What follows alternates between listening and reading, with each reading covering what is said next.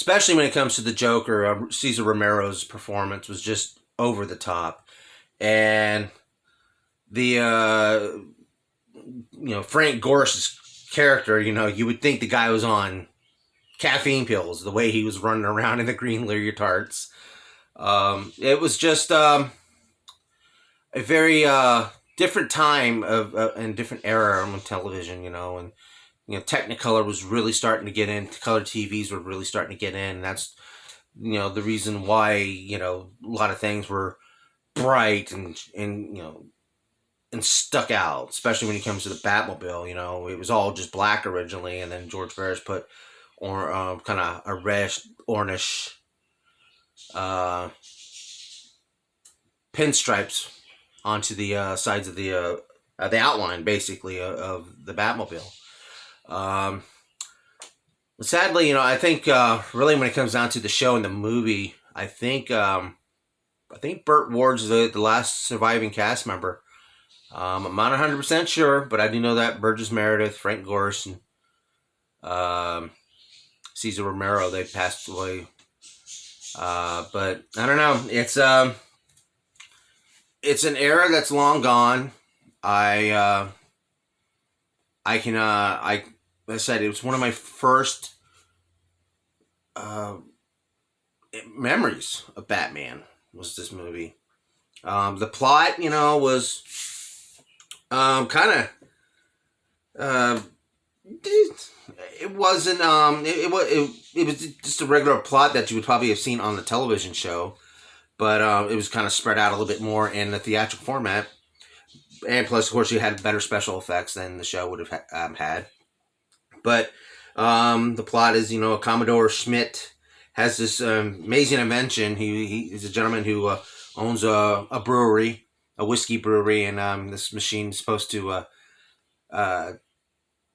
be able to make the best whiskey in the world or something like that. Whiskey was very big in the late 60s, I'm sure. But then the United Crime Underworld is what the four villains are calling themselves. Get a hold of it. And the way they had the Commodore, held prisoner, they made him think he's still on his ship. And the fact that, the guy's looking, trying to breathe sea air out the window. All he had to do is look over and see that he's not there. But as again, suspension of disbelief. And of course, Batman getting his leg bit by a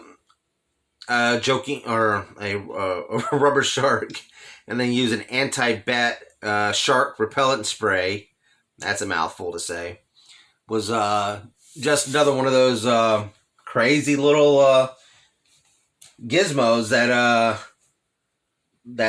was in Batman's arsenal. Just happened to have anti-repellent shark spray. So, but again, there's the plot itself. You had these there's a scene where they used the machine that the Penguin and the others had captured, and they took these guinea pigs who literally had black shirts that said GP1, GP2, and basically dehydrated them to see if it worked, so they can try to get in the Batcave to stop Batman. And then, of course, Penguin rehydrates them, but puts it in the water on high. And then, of course, upon impact of Batman and Robin punching and kicking the goons, they explode or spontaneously combust. So, but to see them at the what was in the movie, it's supposed to be the United Nations, and they had a bunch of people arguing at a table from different dignitaries from different countries, and they really just sat there with not noticing that there was four people in costume with masks, aiming a contraption at them, and because they were too wrapped up into their politics to to notice.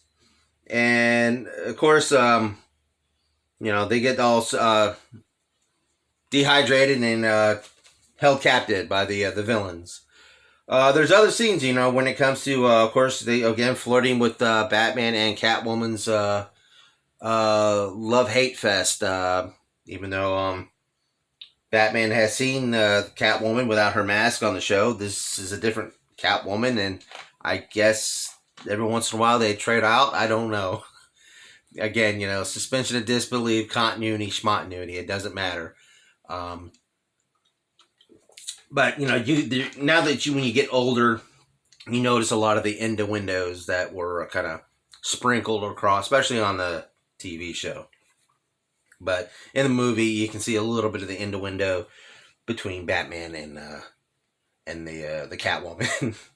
but but in the movie, she's called her alias is Miss Kika, and so it's the way Adam West portrayed his Bruce Wayne, who's smitten by her and everything, as a little freaky and scary, stalkerish type of poetic is the best way I can describe it. But again, we've come to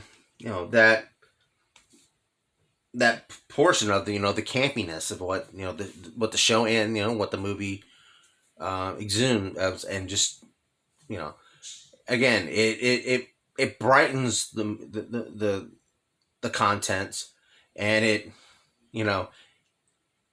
complements the characters and the actors who are portraying. And I can never, as I said, I just don't find anything at fault of this. Matter of fact, one of my favorite scenes is when Batman's running around with that bomb. And he's running around, and every time he's trying to dispose of it, something's in his way. There's either a couple on a boat kissing, or there's a group of nuns, or there's a band playing, and he's just can't find anything. And then he goes to try to dump it, and then there's a mother duck and her ducklings floating in there, and then Batman turns around and almost like